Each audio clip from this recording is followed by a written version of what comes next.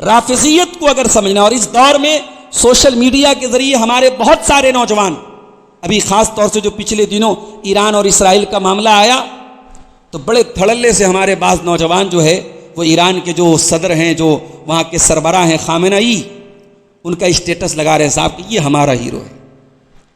ہمیں خبروں کی بنیاد پر اور نیوز کی بنیاد پر بہت جلد اپنا کانسیپٹ اور اپنا عقیدہ تبدیل نہیں کرنا چاہیے، ہمیں بہت جذبات کی رو میں نہیں بہنا چاہیے۔ آپ تاریخ کے پنے پلٹ کے دیکھیں کہ ان حضرات کا عقیدہ کیا رہا ہے اور ان کی تاریخ کیا رہی ہے۔ علامہ ابن تیمیہ جیسا دور اندیش انسان لکھتا ہے کہ اس امت کو یہودیوں نے اتنا نقصان نہیں پہنچایا جتنا روافض نے پہنچایا ہے، جڑوں کو کھوکھلا کیا ہے اس امت کی۔ اس امت میں جتنا زہر بویا ہے اس رافضی قوم نے کسی اور نے نہیں بویا ہے۔ ان کی کتابیں آپ اٹھا کے دیکھیے، آپ کا دماغ خراب ہو جائے گا۔ جن ہستیوں پر ہم جان چھڑکتے ہیں، جن ہستیوں کے ذریعے ہم یہ مانتے ہیں کہ ان کی بدولت ہمیں ایمان ملا ہے، ان ہستیوں کو یہ کافر مانتے ہیں، ان کو علی کا دشمن مانتے ہیں، ان کو اہل بیت کا دشمن مانتے ہیں۔ عالم یہ حضرت علی کے بارے میں بھی کہتے ہیں، وہ بھی تقیہ کرتے تھے۔ یہ کہتے ہیں کہ حضرت علی نے ابو بکر اور عمر اور عثمان کے دور میں کیوں نہیں مخالفت کی، کیوں نہیں تلوار نکالی؟ کہتے وہ تقیہ کر رہے تھے۔ وہ علی جو شیر خدا تھے، وہ علی جو اسد اللہ الغالب تھے، وہ علی جو حیدر کرار تھے، وہ علی جنہوں نے مرہب کو جو ہے خیبر میں پچھاڑ دیا، جنہوں نے عرب کے بہت بڑے پہلوان عمر بن ود کو پٹک دیا۔ اس علی کے بارے میں کوئی ظالم یہ سوچے کہ وہ علی بزدلی کا مظاہرہ کریں گے تو نفاق ان کے بنیادی عقیدے میں شامل ہے۔ علامہ ابن تیمیہ کہتے ہیں والرافضۃ تجعل ھذا من اصول دینھا، رافضی یہ نفاق کو اپنے دین کی بنیاد بناتے ہیں اور اس کو تقیہ کا نام دیتے ہیں، اور اپنے ائمہ اہل بیت سے نقل کرتے ہیں۔ امام جعفر الصادق کے بارے میں کہتے ہیں، وہ کہتے ہیں التقیۃ دینی و دین آبائی، تقیہ میرا دین ہے اور میرے باپ دادا کا دین ہے۔ یہ کہا کہ میں اہل بیت کو چھوڑ کے جا رہا ہوں تو تم دین میرے اہل بیت سے ہی حاصل کرنا۔ یہ روافض کا بڑا عجیب و غریب اصول ہے صاحب۔ وہ کہتے ہیں کہ دین ہم اہل بیت سے لیں گے، ہم عمر سے دین نہیں لیں گے، ہم ابو بکر سے دین نہیں لیں گے، ہم عثمان سے دین نہیں لیں گے، حضرت ابو ہریرہ سے دین نہیں لیں گے۔ ہمارا کیا کہنا ہے بھائی؟ ہم علی سے بھی دین لیں گے، ہم حضرت حسن و حسین نے دعائے قنوت سکھائی، ہم وہی دعائے قنوت پڑھتے ہیں وتر کی نماز میں۔ حضرت علی سے ہزاروں حدیثیں ملتی ہیں، ہم اس کو مانتے ہیں، مگر یہ شرط لگانا کہ نبی کے گھر والے جو بیان کریں، یہ شرط کون سی ہوگی بھائی؟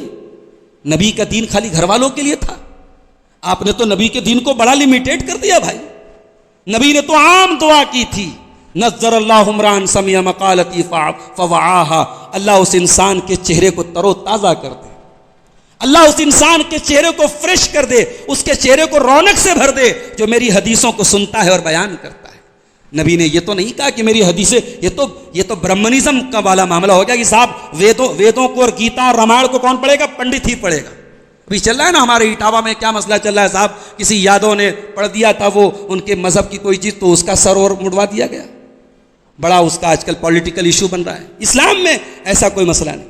ایک بات ہے کہ ہمارے اعلیٰ حضرت صاحب جو تھے مولانا احمد رضا خان صاحب، انہوں نے لکھ دیا تھا کہ یہ برادری جو ہے، اس میں جو لہا برادری کا بھی نام انہوں نے لیا کہ یہ برادری کے لوگ نماز نہیں پڑھا سکتے، امام نہیں بن سکتے۔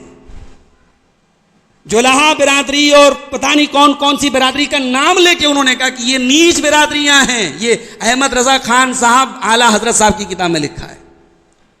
آپ کو نیچ کہہ رہے ہیں اور آپ ان کو اعلیٰ حضرت کہہ رہے ہیں، یہ تو آپ کی عقل اور آپ کے دماغ میں داد دیتا ہوں میرے بھائی۔ جو ہمارے بھائی ان کو اعلیٰ حضرت مانتے ہیں وہ اپنا حساب کریں۔ تو اسلام میں کوئی جاتی واد نہیں ہے، اسلام میں کوئی برہمنزم نہیں ہے، اسلام میں کوئی سپریورٹی نہیں ہے کہ صاحب یہی یہ کام کر سکتے۔ جمعرات کا ہے، نبی کا انتقال سوموار کے دن، جمعرات پورا گیا، جمعہ پورا گزرا، سنیچر پورا گزرا، اتوار پورا گزرا۔ اب اپنے دماغ پر ذرا زور ڈال کے بتاؤ میرے بھائی کہ اگر اللہ کے نبی واقعی میں علی کی امامت لکھوانا چاہ رہے تھے اور مان لو حضرت عمر نے روک دیا، 2 منٹ کے لیے مان لو حضرت عمر کے روکنے پر اللہ کے نبی رک گئے، بھائی آپ کیا ثابت کرنا چاہتے ہو؟ نبی اتنے مجبور تھے کہ حضرت عمر نے روک دیا اور نبی رک گئے؟ اور آپ ہی کا عقیدہ ہے کہ اللہ کے نبی کو آنے والے تمام حالات کا علم تھا، آپ کو پتا تھا کہ آگے کیا ہونے والا، آپ کا عقیدہ ہے، تو نبی کو یہ بھی پتہ رہا ہوگا کہ میرے بعد ابو بکر خلیفہ ہوں گے، تو گویا اللہ کے نبی کو پتہ تھا علی کا حق مارا جائے گا، علی کی امامت پر قبضہ کیا جائے گا، اور میں لکھوانے جا رہا ہوں علی کا حق اور لکھنے نہیں دیا جا رہا ہے۔ اللہ کے نبی اس واقعے کے 3-4 دن بعد تک باحیات رہے، نبی نے کیوں نہیں لکھوایا؟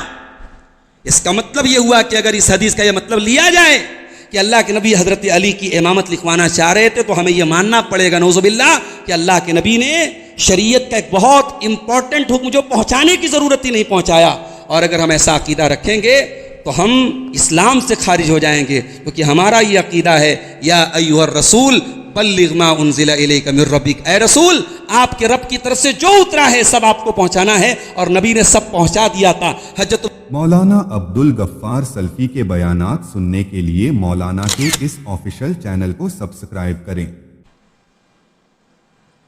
ایسے میرے آقا کے دلارے ہیں صحابہ، ایسے میرے آقا کے دلارے ہیں صحابہ،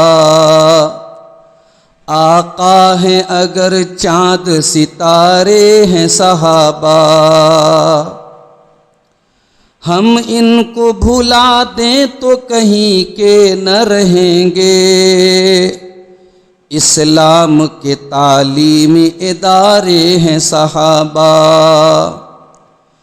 تم جانو اگر تم کو محبت نہیں ان سے، ہم تو ہیں صحابہ کے ہمارے ہیں صحابہ، اسلام کی کشتی کے محافظ بھی یہی ہیں، رحمت کے سمندر کے کنارے ہیں صحابہ، دشمن تھے ہزاروں تو یہ تھے 313، دشمن تھے ہزاروں تو یہ تھے 313، ایسے میں بھی دیکھو نہیں ہارے ہیں صحابہ، ایسے میں بھی دیکھو نہیں ہارے ہیں صحابہ، دنیا ہی میں دے دی گئی جنت کی بشارت، آقا نے کچھ اس طرح نکھارے ہیں صحابہ، ان کو تو ضیاء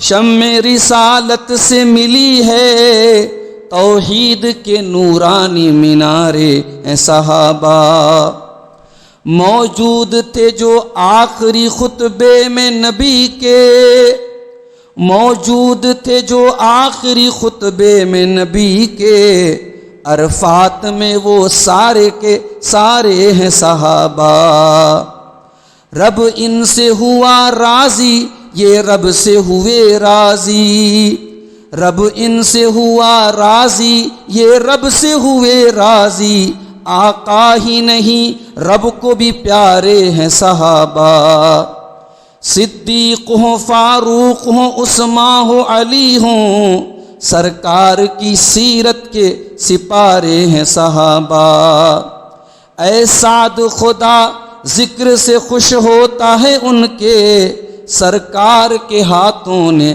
سنوارے ہیں صحابہ، ایسے میرے آقا کے دلارے ہیں صحابہ، آقا ہیں اگر چاند ستارے ہیں صحابہ۔ محترم حضرات، عظمت صحابہ و اہل بیت اس عنوان پر آج یہ مسلسل 7واں پروگرام ہے، اور انشاءاللہ کل ہم اس پروگرام کی آخری کڑی کے طور پر عظمت صحابہ اور اہل بیت اس موضوع پر مسجد اہل حدیث رحمانیہ جلالی پورہ میں اس موضوع پر آخری سلسلے کا آخری خطاب کل ہوگا انشاءاللہ۔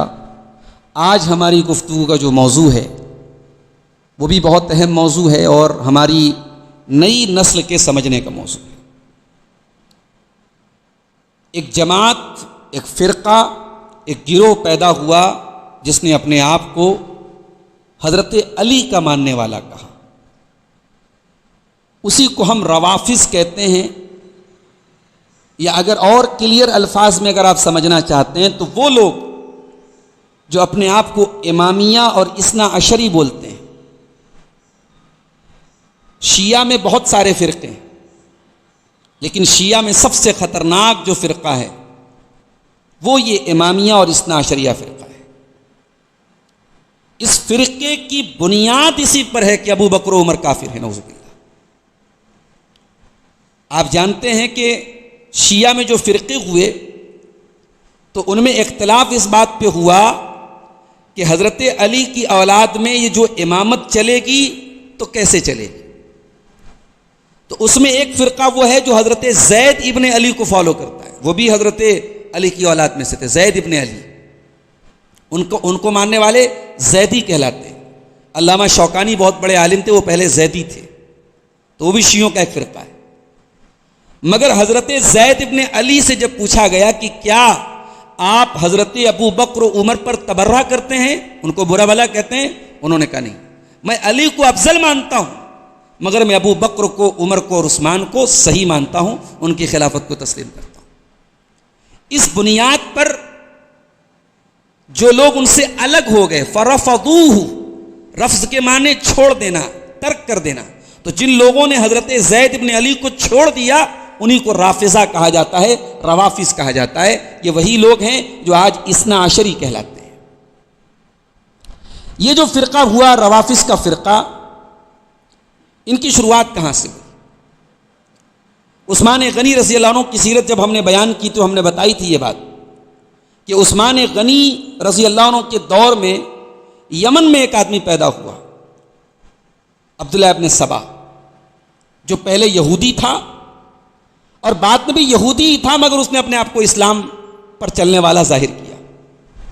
اور عبداللہ ابن سبا نے سب سے پہلے یہ پروپیگنڈا کیا کہ اللہ کے نبی صلی اللہ علیہ وسلم نے اپنے بعد اپنا وصی بنایا ہے حضرت علی بن ابی طالب کو، نبی اکرم نے اپنا امام بنایا ہے، اپنے بعد امام بنایا ہے علی بن ابی طالب کو، اور امت نے علی کا حق غصب کر لیا اور ابو بکر کو دے دیا، عمر کو دے دیا اور اب عثمان کو دے دیا۔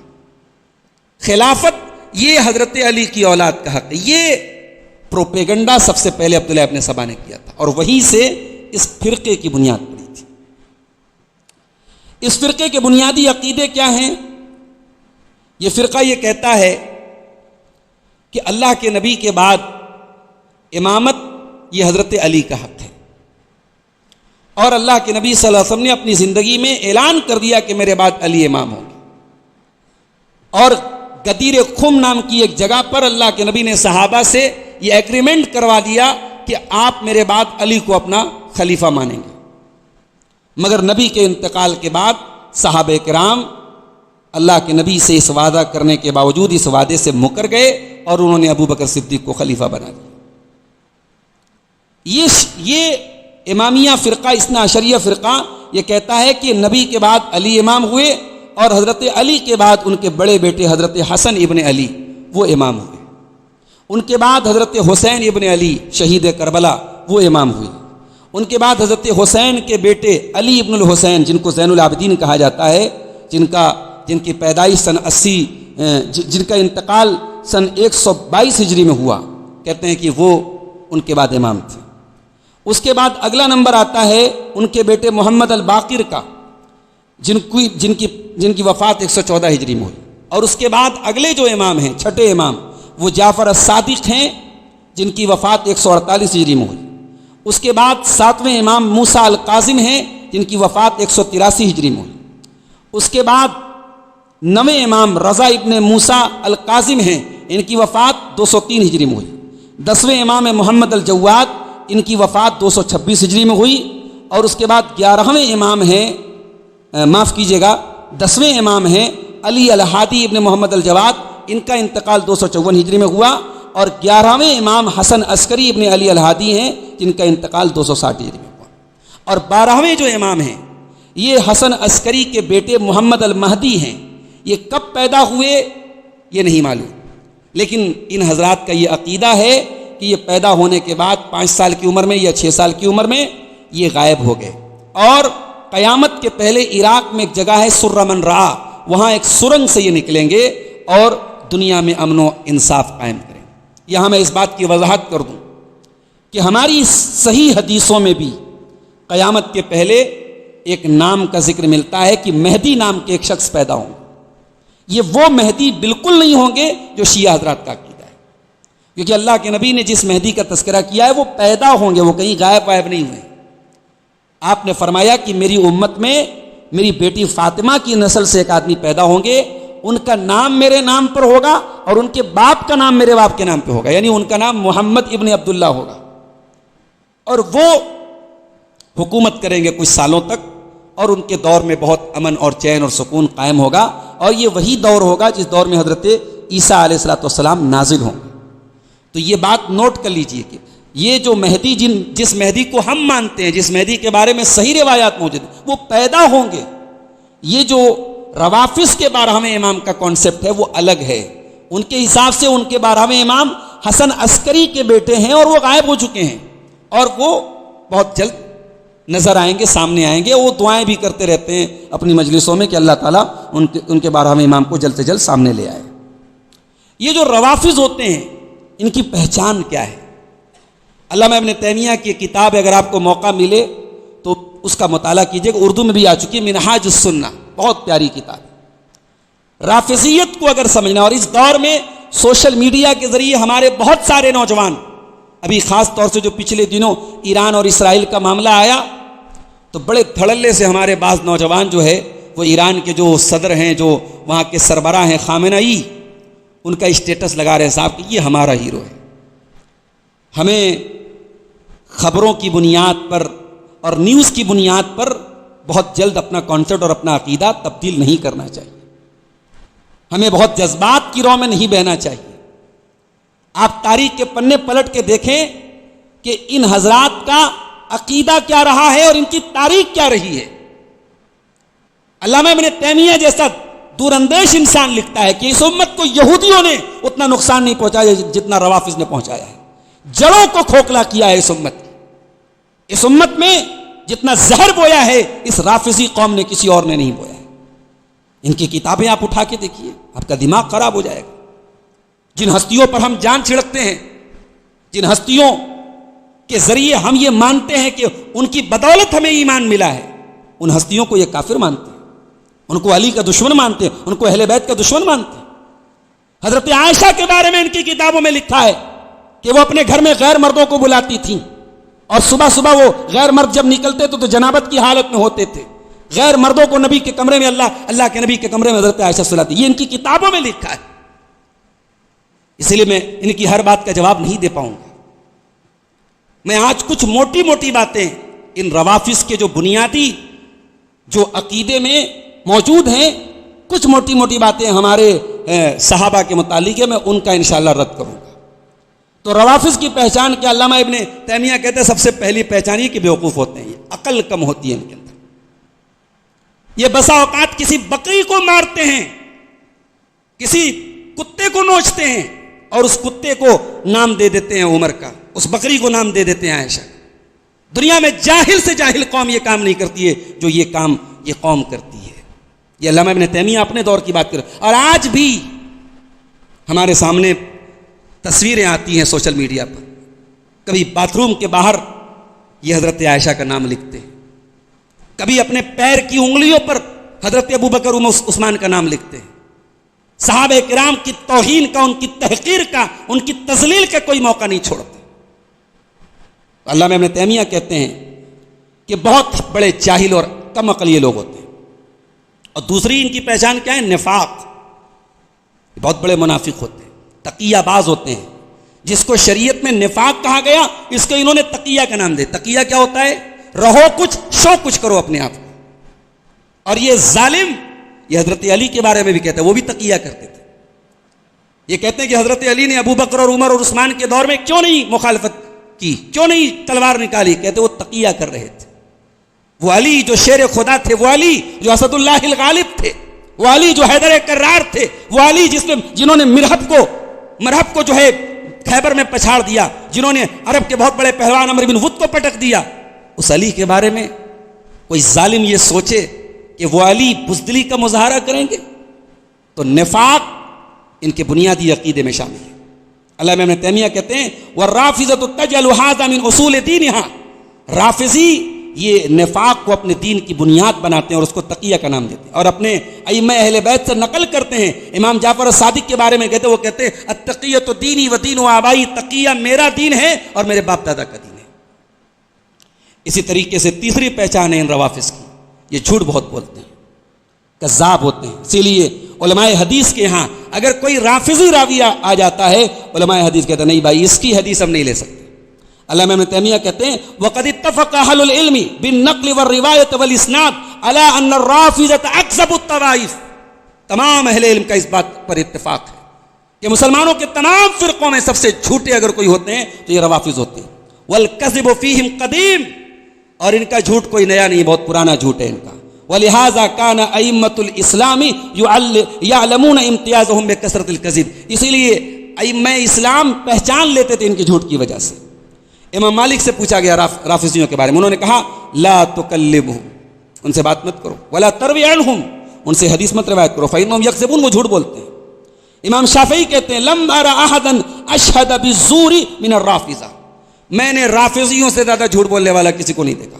امام یزید بن ہارون کہتے ہیں یکتب عن کل صاحب بدعۃ اذا لم یکن داعیہ الا الرافضہ، کہ بدعتی سے حدیث لی جا سکتی ہے اگر وہ اپنی بدعت کی طرف نہ بلا رہا ہو، سوائے روافظ کے، فإنہم یکذبون، وہ بہت جھوٹ بولتے ہیں۔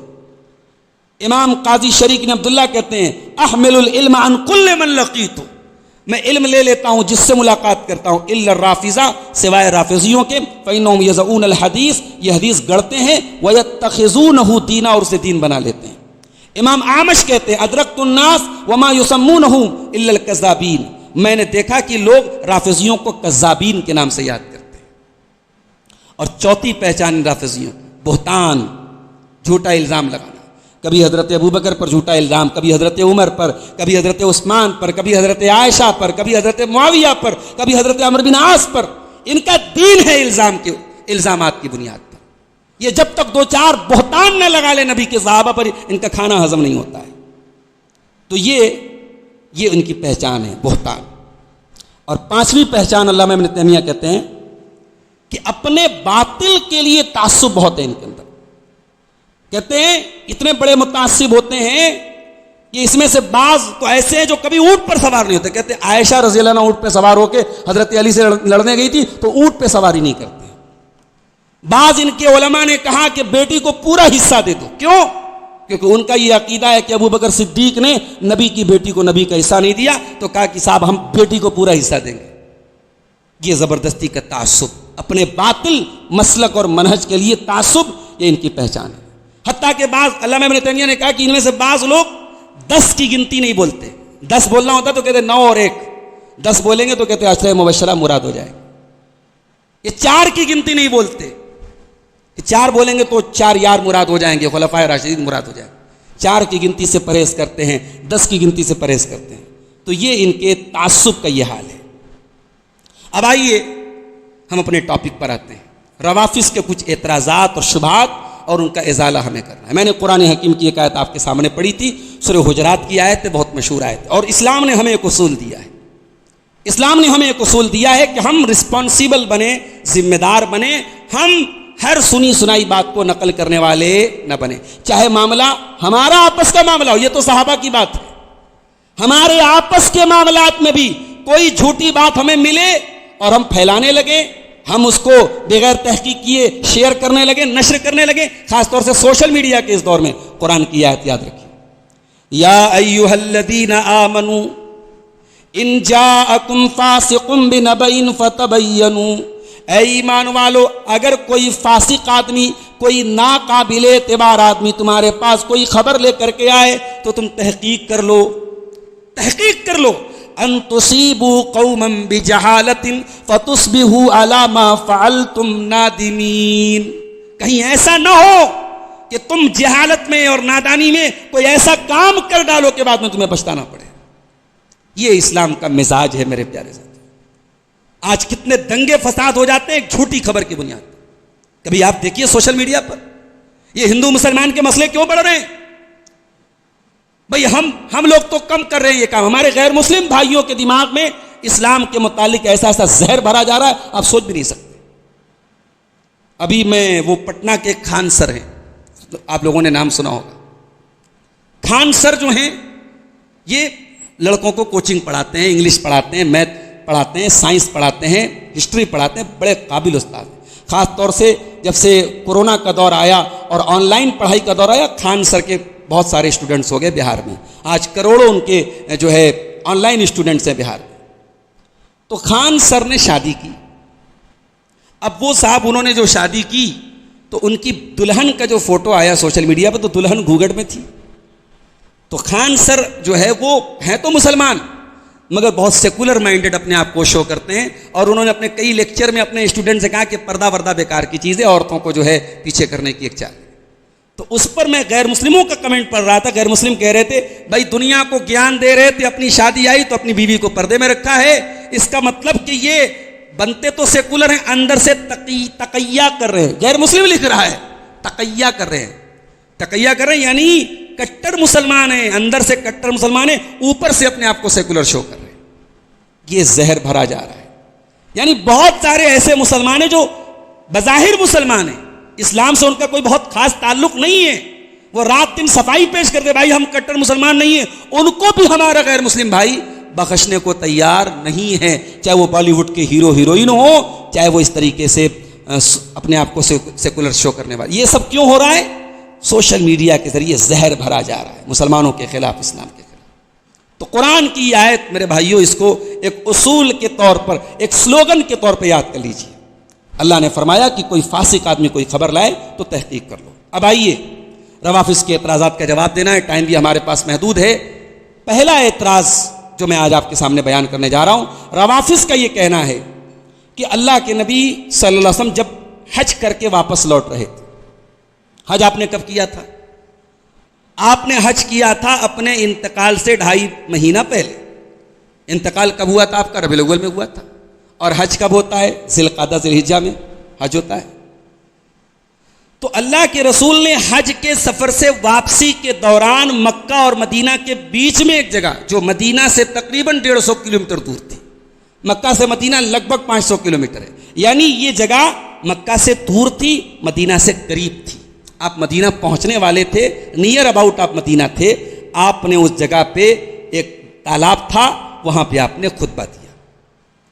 اب یہ روافظ کا کہنا ہے کہ اس خطبے میں اللہ کے نبی نے علی کا ہاتھ پکڑا اور اعلان کیا کہ صاحب من کنت مولا ہو فعلی مولا, جس کا میں مولا ہوں علی اس کے مولا ہے.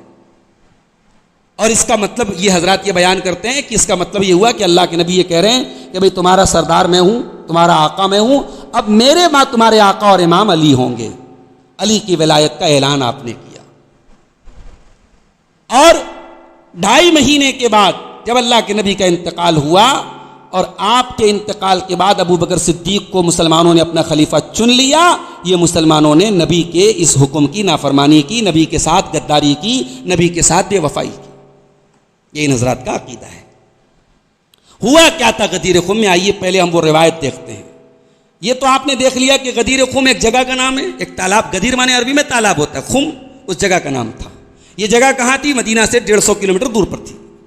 معاملہ کیا ہوا تھا کہ اللہ کے نبی نے حضرت خالد بن ولید کو بھیجا تھا یمن, ایک لڑائی میں, ایک جنگ میں بھیجا تھا. وہاں خالد بن ولید کو اللہ تعالیٰ نے کامیابی دے دی. خالد بن ولید وہ صحابی ہیں, اسلام کے پہلے جتنی جنگ لڑی سب میں کامیاب ہوئے, اسلام کے بعد جتنی جنگ لڑی سب میں کامیاب ہوئے. یہ تھے خالد بن ولید. کبھی موقع ملے تو خالد بن ولید کی زندگی کے بارے میں پڑھیے میرے بھائی. یہ کرکٹروں کو اپنا ہیرو بنانا چھوڑ دیجئے.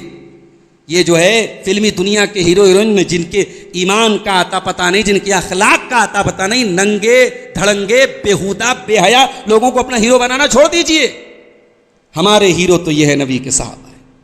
دنیا کوئی مائی کا لال ایسا لائے, کوئی کمانڈر ان چیف ایسا لائے, خالد بن ولید رضی اللہ تعالی جس جنگ میں گئے جیت کر کے واپس آئے, اسلام کے پہلے بھی اسلام کے بعد. اور آپ کو حیرت ہوگی 2 لاکھ کی فوج کے مقابلے میں حضرت خالد بن ولید رضی اللہ تعالیٰ نے 3000 کی فوج کو بچا کے لے گئے. 2 لاکھ کی فوج 3000 کو تو چٹنی بنا کے پیس دے, مگر یہ ٹیکٹک تھی ان کی, یہ ترکیب تھی ان کے دماغ تھا. آپ پڑھیے ان کی زندگی کے بارے میں میرے ساتھ.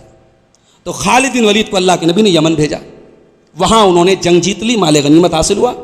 حضرت خالد بن ولید نے اللہ کے نبی کے پاس پیغام بھیجا کہ آپ کسی ایسے انسان کو بھیجیے جو اس مال غنیمت کا صحیح بٹوارا کرے. اللہ کے نبی نے حضرت علی کو بھیجا. حضرت علی نے بٹوارا کیا. بٹوارا جب کیا تو اس میں ایک اصول ہوتا ہے شریعت میں کہ جو مال غنیمت حاصل ہوتا ہے تو مال غنیمت کا 20% حصہ اللہ کے رسول اور آپ کے رشتہ داروں کو جاتا ہے. اس کو خمس بولتے ہیں. حضرت علی نے اس خمس میں سے کچھ لے لیا, کیونکہ حضرت علی بھی اللہ کے رسول کے اہل بیت میں سے تھے, داماد بھی تھے, چچا زاد بھائی بھی تھے اور اللہ کے نبی کے گھر میں رہتے تھے. تو اس پر کچھ صحابہ کو اعتراض ہوا. جیسے ایک صحابی تھے جن کا نام بریدہ ابن حسین تھا, ان کو بڑا اعتراض ہوا. انہوں نے آ کر کے اللہ کے نبی سے ڈائریکٹ شکایت کی کہ اللہ کے نبی علی نے ایسا ایسا کیا ہے.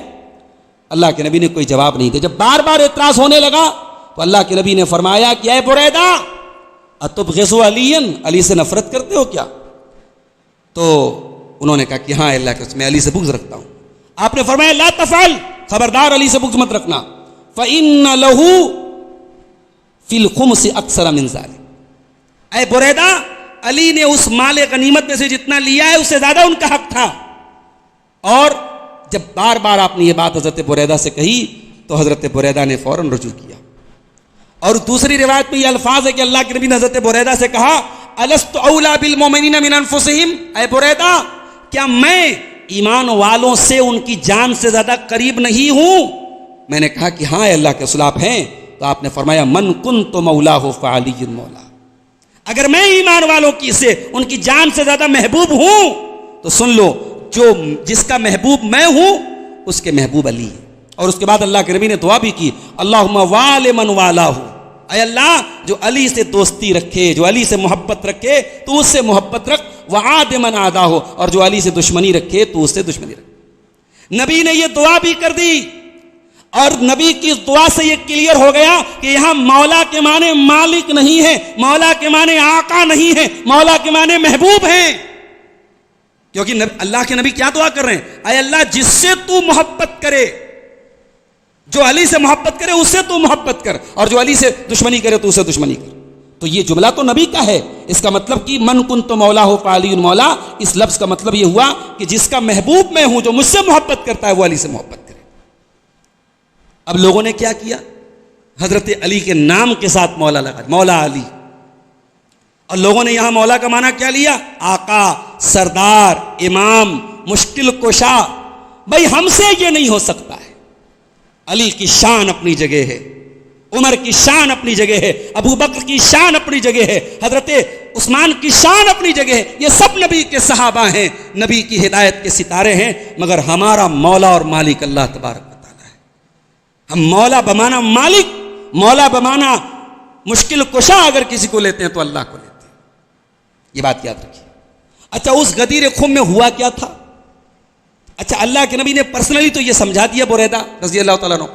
پھر آپ کو لگا کہ حضرت علی کے بارے میں کچھ غلط فہمی پیدا ہو رہی ہے, تو اب اللہ کے نبی نے اور کلیئر کیا اس کو. وہاں پہنچ کے وہ مدینہ سے, مکہ سے واپس لوٹنے لگے. اب جو میں روایت پڑھنے جا رہا ہوں یہ صحیح مسلم کی 2408 نمبر کی حدیث ہے. حدیث کے راوی کون ہے؟ زید ابن ارقم. وہ کہتے ہیں کہ اللہ کے پیارے رسول صلی اللہ علیہ وسلم نے وہاں پہ خطبہ دیا مکہ اور مدینہ کے بیچ میں غدیر خم کے پاس, اللہ کی حمد و ثنا بیان کی. اور اس کے بعد آپ نے کہا کہ میں ایک انسان ہوں, قریب ہے کہ اللہ کا فرشتہ میرے پاس آئے اور میں اللہ کے پاس چلا جاؤں, اور میں تمہارے درمیان دو بھاری چیزیں چھوڑ کے جا رہا ہوں. اولہما کتاب اللہ, اس میں سے پہلی چیز اللہ کی کتاب ہے. فی الہدی والنور, اس کتاب میں ہدایت ہے, اس کتاب میں روشنی ہے. فخذوا بکتاب اللہ واستمسکوا بہ, تو اللہ کی کتاب کو پکڑ لو اور تھام لو.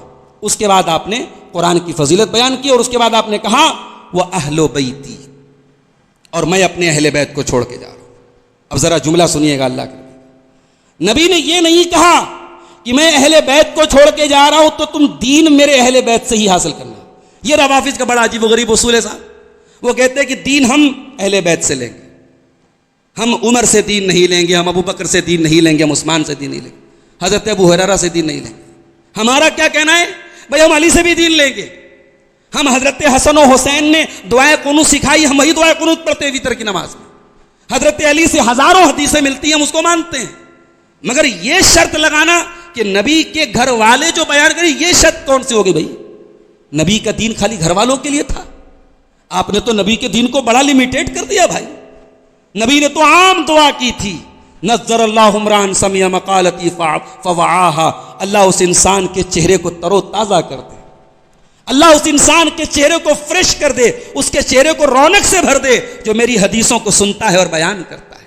نبی نے یہ تو نہیں کہا کہ میری حدیثیں، یہ تو برہمنزم کا والا معاملہ ہو گیا کہ صاحب ویدوں کو اور گیتا اور رامائن کو کون پڑھے گا؟ پنڈت ہی پڑھے گا۔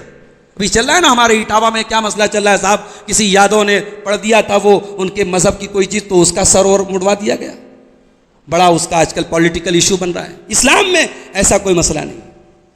اسلام میں وہ الگ بات ہے کہ ہمارے اعلیٰ حضرت صاحب جو تھے مولانا احمد رضا خان صاحب، انہوں نے لکھ دیا تھا کہ یہ برادری جو ہے، اس میں جو لہا برادری کا بھی نام انہوں نے لیا کہ یہ برادری کے لوگ نماز نہیں پڑھا سکتے، امام نہیں بن سکتے۔ جو لہا برادری اور پتہ نہیں کون سی برادری کا نام لے کے انہوں نے کہا کہ یہ نیچ برادریاں ہیں، یہ احمد رضا خان صاحب اعلیٰ حضرت صاحب کی کتاب میں لکھا ہے۔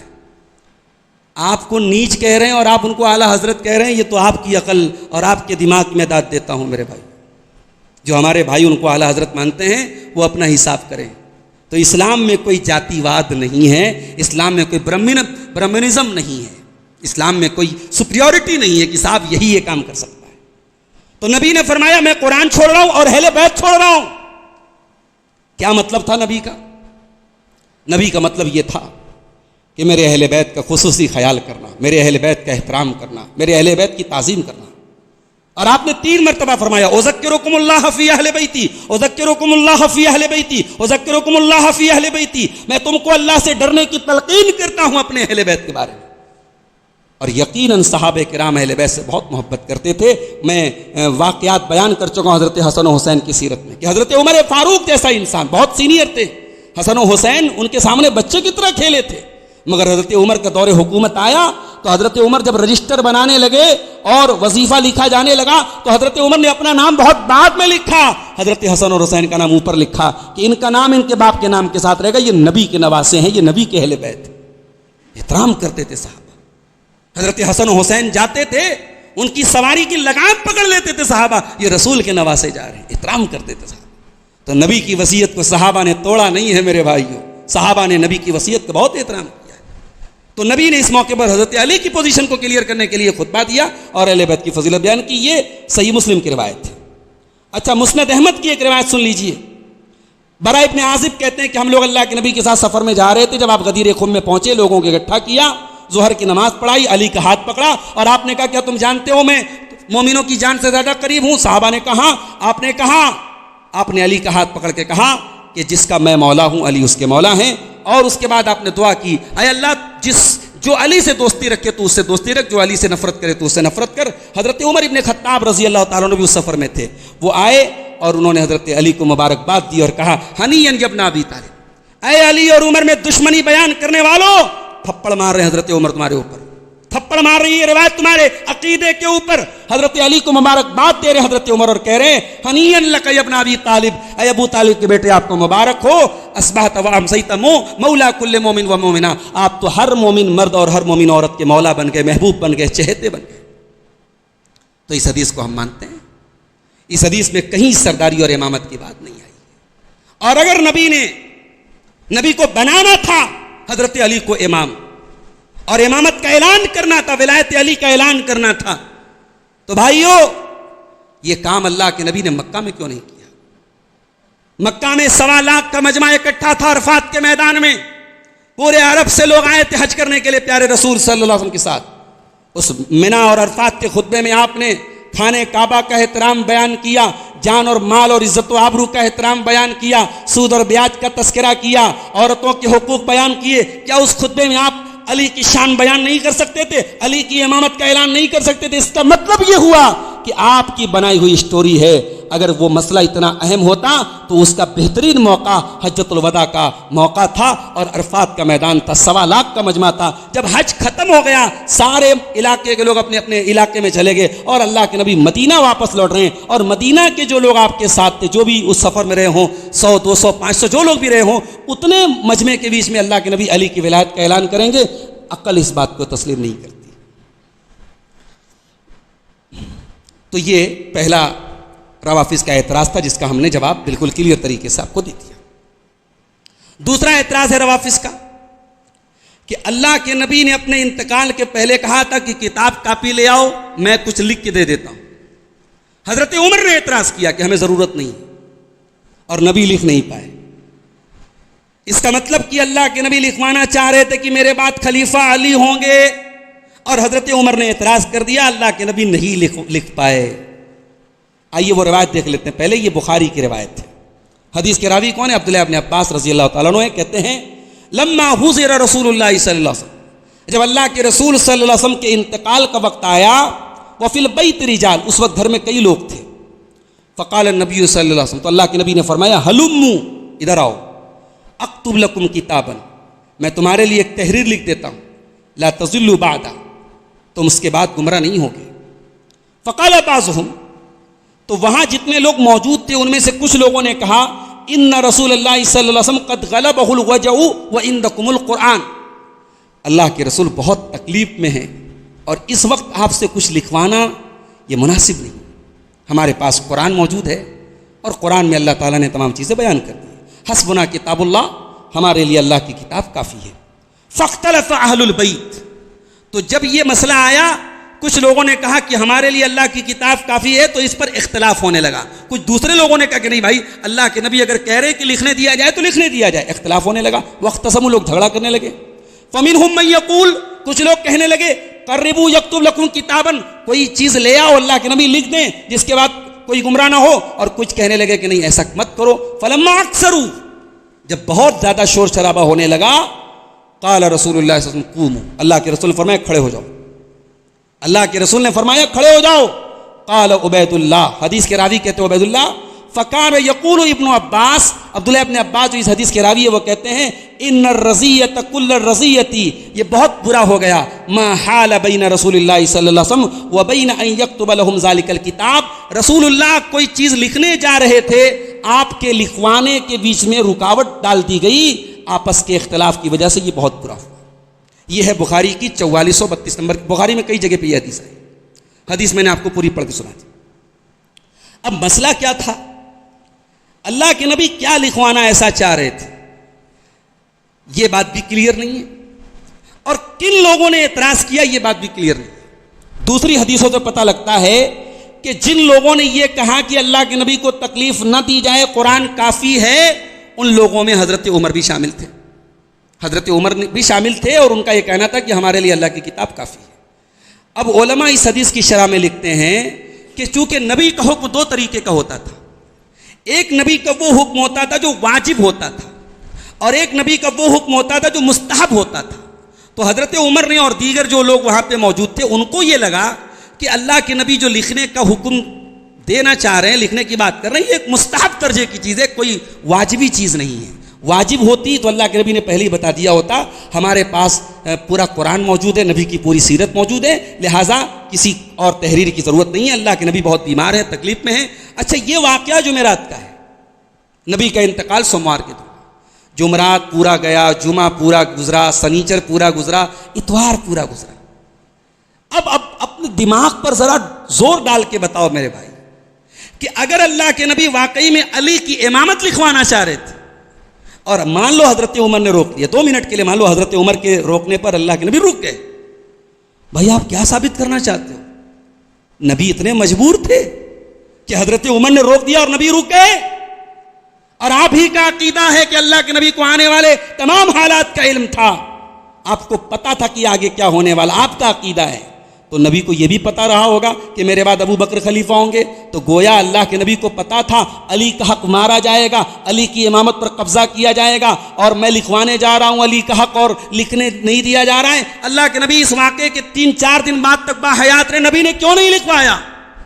اس کا مطلب یہ ہوا کہ اگر اس حدیث کا یہ مطلب لیا جائے کہ اللہ کے نبی حضرت علی کی امامت لکھوانا چاہ رہے تھے، تو ہمیں یہ ماننا پڑے گا نعوذ باللہ کہ اللہ کے نبی نے شریعت کا ایک بہت امپورٹنٹ حکم جو پہنچانے کی ضرورت ہی نہیں پہنچایا، اور اگر ہم ایسا عقیدہ رکھیں گے تو ہم اسلام سے خارج ہو جائیں گے، کیونکہ ہمارا یہ عقیدہ ہے یا ایھا الرسول بلغ ما انزل الیک من ربک، اے رسول آپ کے رب کی طرف سے جو اترا ہے سب آپ کو پہنچانا ہے، اور نبی نے سب پہنچا دیا تھا۔ حجۃ الوداع کے موقع پر نبی نے اعلان کیا تھا، الا هل بلغت، اے میری امت کے لوگوں، میں نے اللہ کا پیغام پہنچایا کہ نہیں پہنچایا؟ اور 1.25 لاکھ کے مجمع نے بغیر لاؤڈ اسپیکر کے اور بغیر مائک کے اللہ نے نبی کا جملہ ہر صحابی کے کان تک پہنچایا، اور تمام صحابہ نے ہاتھ اٹھا کے کہا کہ الا قد بلغت وادیت ونصحت، اے اللہ کے نبی آپ نے اللہ کا دین پہنچا دیا، آپ نے اللہ کے رسول ہونے کا حق ادا کر دیا، آپ نے ہماری خیر خائی اور بھلائی میں کوئی کمی نہیں کی۔ اب آپ طے کر لو میرے بھائی، آپ کا عقیدہ کیا ہے؟ کیا آپ یہ عقیدہ رکھنا چاہتے ہو کہ اللہ کے پیارے نبی اتنی اہم بات، امت کے لیے امام کون بنے گا، اتنی اہم اور امپورٹنٹ بات اندھیرے میں چھوڑ کے جا رہے ہیں اور لکھوانا چاہ رہے ہیں؟ حضرت عمر نے روک دیا اور رکے؟ ایسا قطعاً نہیں۔ اسی لیے اس حدیث کی شرح میں علماء لکھتے ہیں کہ اللہ کے نبی کوئی ایسی بات نہیں لکھوانے جا رہے تھے جو اتنی امپورٹنٹ ہو کہ نہ لکھوایا جائے تو دین کے اندر کمی رہ جائے۔ اگر ایسا کچھ ہوتا تو اللہ کے نبی نے اگلے دن ضرور لکھوا دیا گیا ہوتا۔ اچھا، اگر ہم یہ مان لیں کہ حضرت عمر نے اعتراض کیا اور اللہ کے نبی حضرت علی کی امامت لکھوانے جا رہے تھے، اور حدیث کے راوی کون ہے؟ عبداللہ ابن عباس، تو عبداللہ ابن عباس کو تو ناراض ہو جانا چاہیے حضرت عمر سے، اور یہ مان لینا چاہیے کہ حضرت عمر نے بہت غلط کام کیا۔ مگر اسی بخاری کی روایت ہمیں بتاتی ہے کہ جب حضرت عمر فاروق پر جان لیوا حملہ کیا گیا اور جس سے ان کی شہادت ہوئی، تو حضرت عبداللہ ابن عباس نے حضرت عمر سے کہا تھا، یا امیر المؤمنین وَلَئِنْ كَانَ ذَلِكَ لَقَدْ صَحِبْتَ رسول اللہ صلی اللہ علیہ وسلم فَأَحْسَنْتَ صُحْبَتَهُ ثُمَّ فَارَقْتَهُ وَهُوَ عَنْكَ رَاضٍ۔ اے امیر المؤمنین، آپ گھبرائیے مت، آپ پریشان مت ہوئیے، آپ رسول اللہ کے صحابی تھے، جب تک رسول اللہ باحیات رہے آپ سے راضی رہے، اور نبی کے بعد بھی لوگ آپ سے راضی رہے، آپ نے کوئی غلط کام نہیں کیا، کوئی ایسا کام نہیں کیا جس سے لوگ ناراض ہوں، آپ پریشان۔ یہ عبداللہ ابن عباس کا یہ کہنا اس بات کی دلیل ہے بخاری کے اندر کہ عبداللہ ابن عباس قطعاً یہ نہیں سمجھتے تھے کہ نبی کی وصیت کو نعوذ باللہ اللہ کے نبی لکھوانا چاہ رہے تھے اور حضرت عمر نے نہیں لکھنے دیا۔ تو یہ روافظ کا دوسرا اعتراض تھا جس کا ہم نے جواب دے دیا۔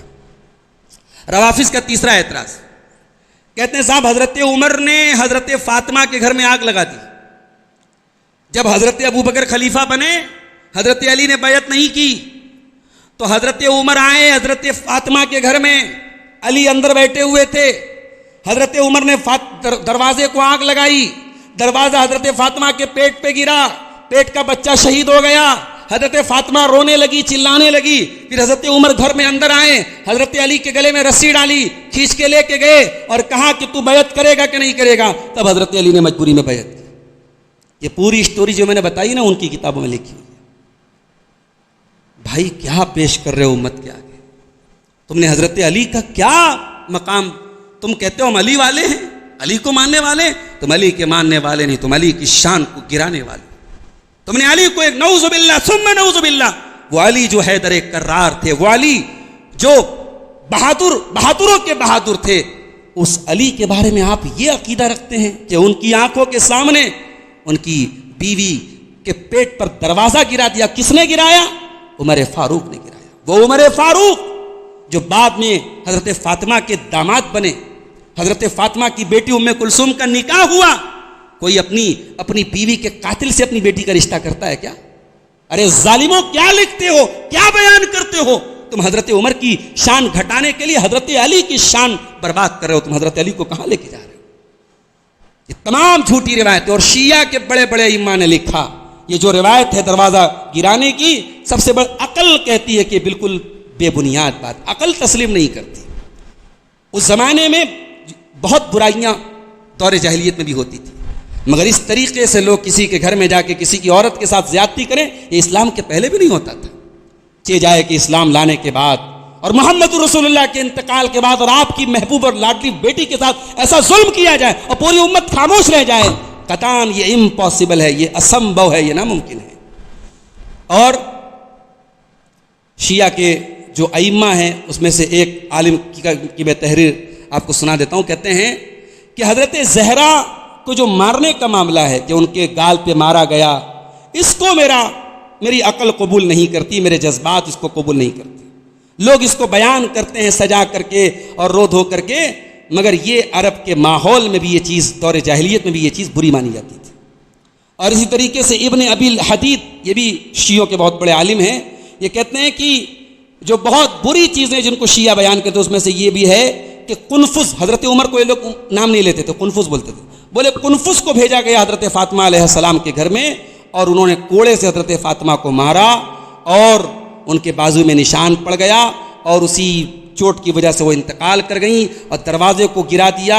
حضرت فاطمہ رونے لگیں، ابا جان اور اے اللہ کے رسول کہنے لگیں، اور پیٹ کا بچہ مرا ہوا پیدا ہو گیا. پھر حضرت علی کی گردن میں رسی ڈال کر کے ان کو گھسیٹ کے لے کے جایا گیا. پیچھے فاطمہ چلا رہی تھیں، ہائے ہائے کر رہی تھیں. دونوں بیٹے حسن و حسین رو رہے تھے، اور علی جب آئے تو ان سے لوگوں نے بیعت کا مطالبہ کیا، انہوں نے انکار کیا، قتل کی دھمکی دی گئی. حضرت علی نے کہا کہ کیا تم اللہ کے بندے کو قتل کرو گے، رسول اللہ کے بھائی کو قتل کرو گے؟ تو انہوں نے کہا کہ اللہ کا بندہ تو مانتے ہیں، رسول کا بھائی نہیں مانتے ہیں.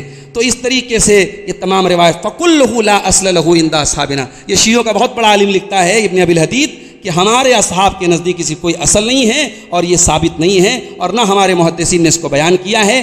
یہ اس کو نقل کرنے میں کچھ لوگ منفرد ہیں. یہ ان کا بڑا عالم کہہ رہا ہے یہ بات، مگر اس کے باوجود آج بھی منبروں پہ بیان کیا جاتا ہے، رو رو کے ان کا ذاکر بیان کرتا ہے کہ حضرت فاطمہ کے اوپر دروازہ گرایا گیا اور یہ ظلم کیا گیا. استغفر اللہ. تو اس کا مجھے نہیں لگتا کہ اس کا کوئی جواب دینے کی ضرورت ہے. اس کا جواب یہی ہے کہ حضرت عمر فاروق کی دور حکومت میں حضرت علی رضی اللہ تعالیٰ عنہ ان کے ساتھ ساتھ سپورٹ کرتے رہے، ان کو مشورے دیتے رہے. حضرت عمر کہیں جاتے تھے اپنا جانشین بنا دیتے تھے حضرت علی کو، اور حضرت علی نے داماد بھی بنایا حضرت عمر کو. کوئی اگر اس طریقے کے واقعات ہوئے ہوتے تو یہ بالکل یہ سب ہوتا ہی نہیں، یہ سب امپاسبل تھا، ناممکن تھا.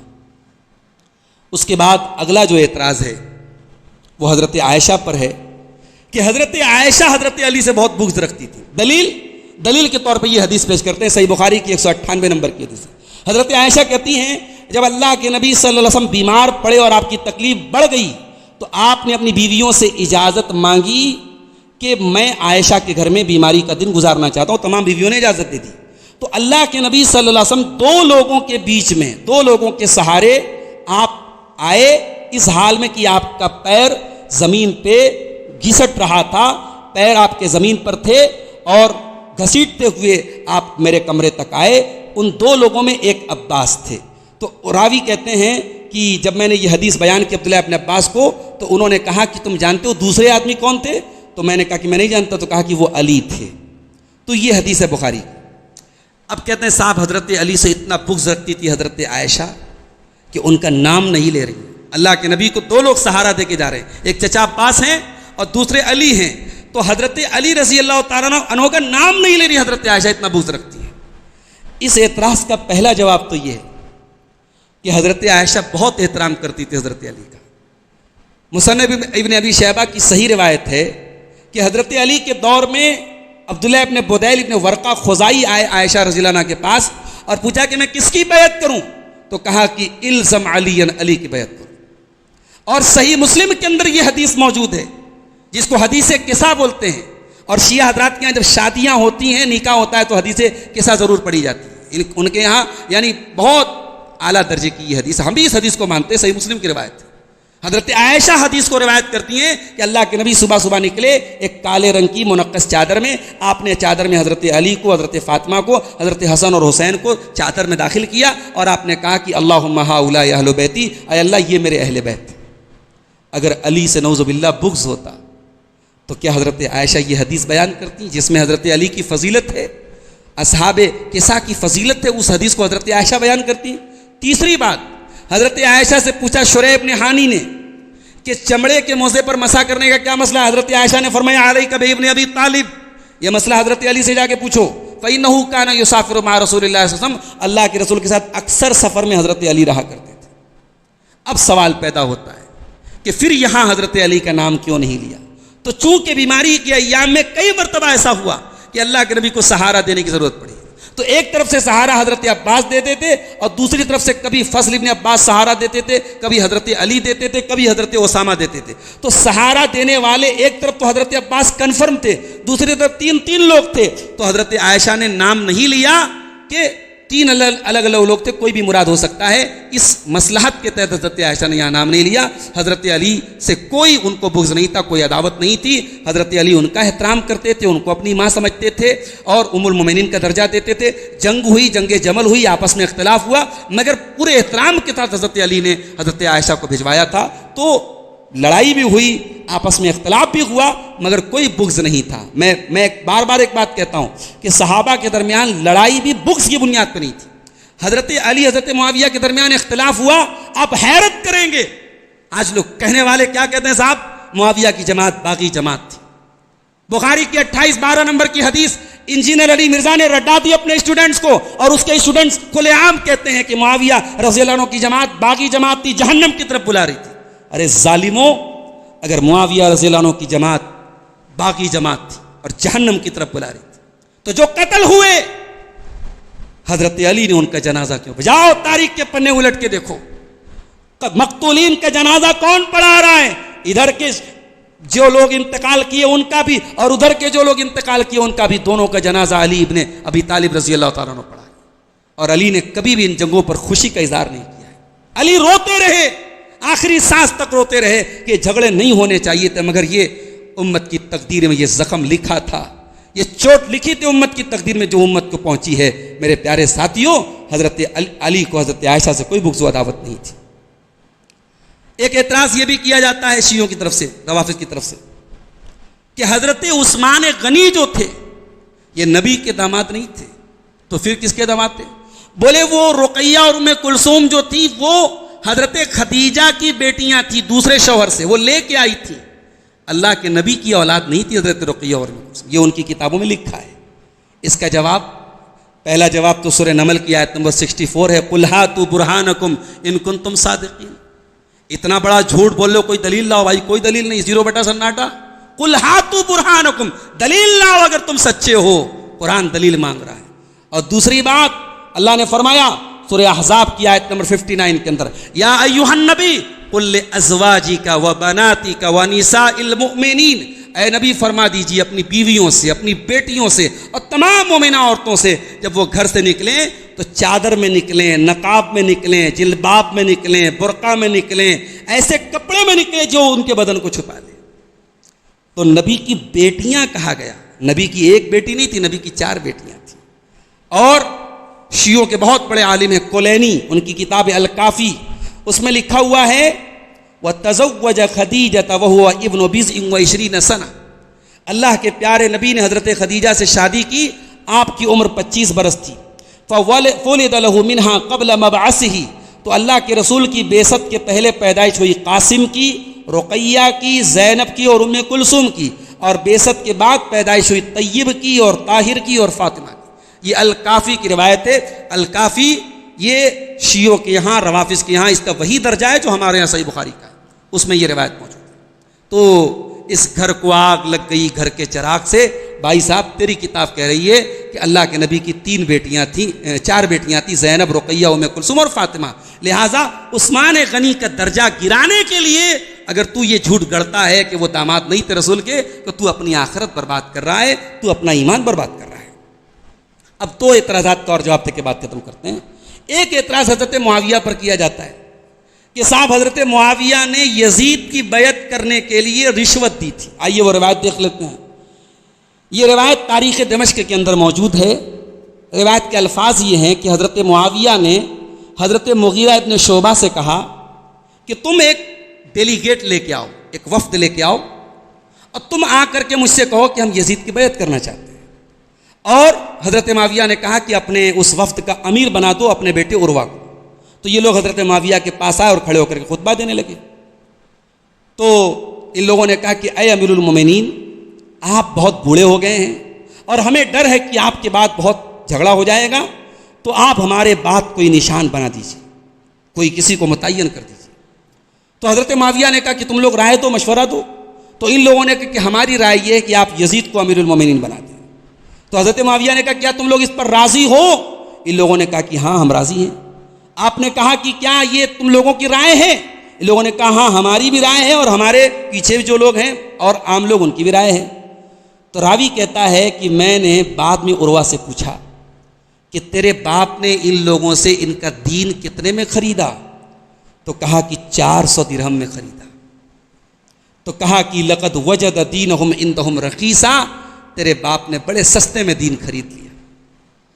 یہ ہے وہ روایت.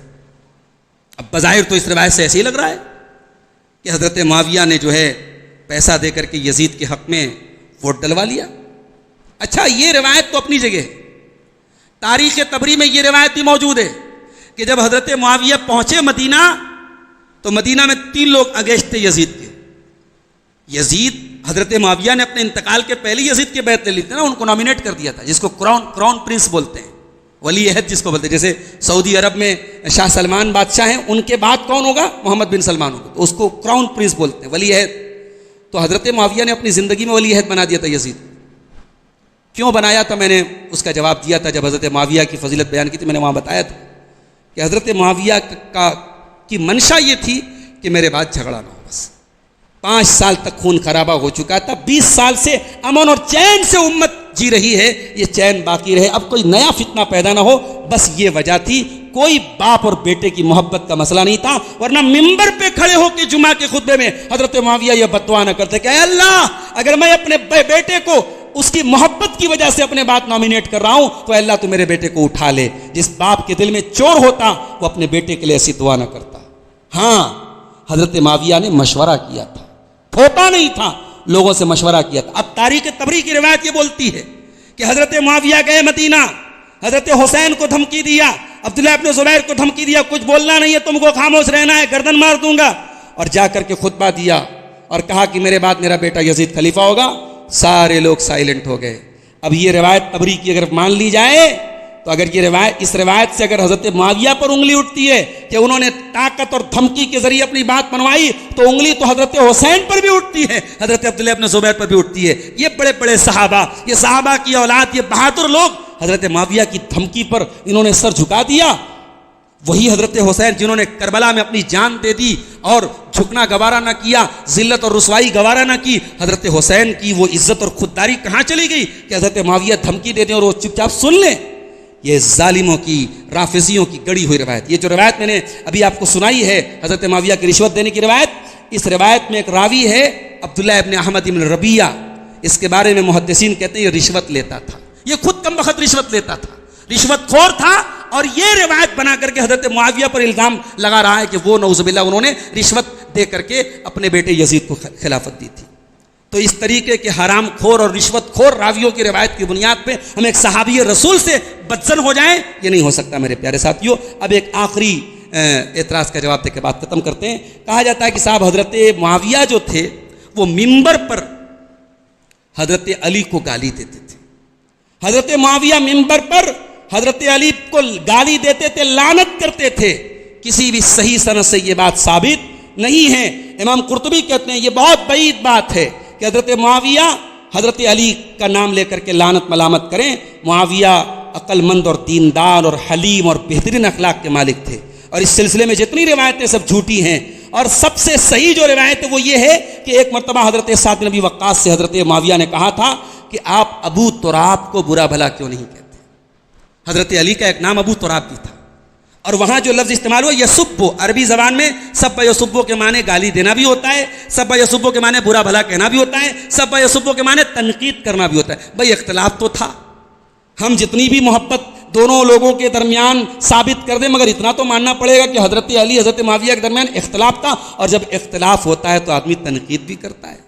آج کے دور میں ہم دیکھتے ہیں 2 اچھے لوگ ہیں، دیندار لوگ ہیں، پڑھے لکھے لوگ ہیں، قابل لوگ ہیں، متقی لوگ ہیں، اختلاف ہوتا ہے تو ایک دوسرے کو کچھ سنا دیتے ہیں، کچھ بول دیتے ہیں. بھائی اتنا ہم مان سکتے ہیں کہ حضرت علی کے اوپر کبھی اعتراض کیا ہوگا حضرت معاویہ نے، مگر گالی دینا بھائی عام. آج اگر کسی سے ہمارا کوئی اختلاف ہو جائے تو کیا آج کے اس گئے گزرے دور میں ممبر کو ہم اس مقصد کے لیے تو استعمال نہیں کرتے کہ ممبر پہ ہم چڑھ کر کے کسی کو جو ہے ہم نام لے کے گالی دیں. یہ حضرت معاویہ جیسے دور اندیش اور حلیم اور تحمل مزاج اور پیشنس اور برداشت رکھنے والے انسان کے بارے میں یہ ناقابل تصور بات ہے میرے پیارے ساتھیوں. ہاں، اس کے مقابلے میں حضرت معاویہ سے یہ بات ثابت ہے کہ وہ علی کا بہت احترام کرتے تھے. ابو مسلم الخولانی ایک مرتبہ حضرت معاویہ کے پاس آئے، کہا کہ انت تنازع علیا ام انت مثلہ، آپ علی سے جھگڑا کرتے ہیں، کیا آپ علی کے جیسے؟ قال لا واللہ، کہا کہ اللہ کی قسم میں علی کے جیسا نہیں. انی لعلم انہ افضل منی، میں جانتا ہوں علی مجھ سے افضل ہیں. وہ احق بالامر منی، اور علی مجھ سے زیادہ حقدار ہے خلافت کے. ولکن الستم تعلمون ان عثمان قتل مظلوما، کیا تم نہیں جانتے حضرت عثمان قتل کر دیے گئے مظلومیت کے ساتھ. وانا ابن عمہ، اور میں عثمان کے چچا کا بیٹا ہوں. وطالب بدمہ، اور عثمان کے خون کا مطالبہ کر رہا ہوں. فاتوہ فقولوا له، تم جاؤ حضرت علی سے کہو فلیدفع الی قتلۃ عثمان، عثمان کے قاتلوں کو میرے حوالے کر دے. فاتوا علی، وہ لوگ حضرت علی کے پاس آئے. فکلموہ، ان لوگوں نے حضرت علی سے بات کی. فلم یدفعہم الیہ، حضرت علی نے قاتلین کو ان کے حوالے نہیں کیا. یہ اللہ امام ذہبی کی سیر و اعلام النبلاء کی روایت. یہ اختلاف کی بنیاد تھی. عثمان غنی کے قاتلوں کو حوالے کرنے کا مسئلہ تھا اور کوئی مسئلہ نہیں تھا. احترام پورا کرتے تھے. اور تاریخ اتنا ہی نہیں بیان کرتی ہے کہ حضرت معاویہ ممبر پہ برا بھلا کہتے تھے، تاریخ اس کا الٹا بھی بیان کرتی ہے. تاریخ میں یہ بھی موجود ہے کہ حضرت معاویہ دعائے قنوت میں کہتے تھے اے اللہ تو لعنت فرما معاویہ پر، تو لعنت فرما عمرو بن عاص پر، تو لعنت فرما ابو الاعور السلمی پر. اور ان تمام جو حضرت معاویہ کے سپورٹر تھے ان کا نام لے کے لعنت کرتے تھے. بھائیو، نہ ہم علی کے بارے میں یہ تصور کر سکتے ہیں کہ وہ دعائے قنوت میں جن سے ان کا سیاسی اختلاف رہا ہو ان کا نام لے کے دعائے قنوت میں نام لے کے بددعا کرے. علی کی شان اس سے بہت بلند ہے. علی کا دل بہت بڑا تھا، علی کا کلیجہ بہت بڑا تھا. تمہاری ان جھوٹی روایتوں نے علی کے مقام کو گرانے کی کوشش کی ہے، علی کے مقام کو بڑھانے کی کوشش نہیں کی. علی کون تھے؟ میں ایک روایت پڑھ کے بات ختم کر رہا ہوں. یہ شیعہ حضرات کی یہ کتاب ہے نہج البلاغہ، ان کے کورس میں شامل ہے. نہج البلاغہ حضرت علی کے اقوال اور ان کے خطبات کا مجموعہ ہے. نہج البلاغہ کی روایت آپ کو پڑھ کے سنا رہا ہوں. اس میں حضرت علی کہتے ہیں وَكَانَ بَدْءُ أَمْرِنَا أَنِ الْتَقَيْنَا وَالْقَوْمُ مِنْ أَهْلِ الشَّامِ. بھائیو، ہمارا اور اہل شام کا جھگڑا چل رہا ہے. وَالظَّاهِرُ أَنَّ رَبَّنَا وَاحِدٌ، لیکن یہ بات یاد رکھو ہمارا رب ایک ہے. وَنَبِيُّنَا وَاحِدٌ، ہمارا نبی ایک ہے. وَدَعْوَتُنَا فِي الْإِسْلَامِ وَاحِدَةٌ، اور اسلام میں ہمارا کلمہ ایک ہے.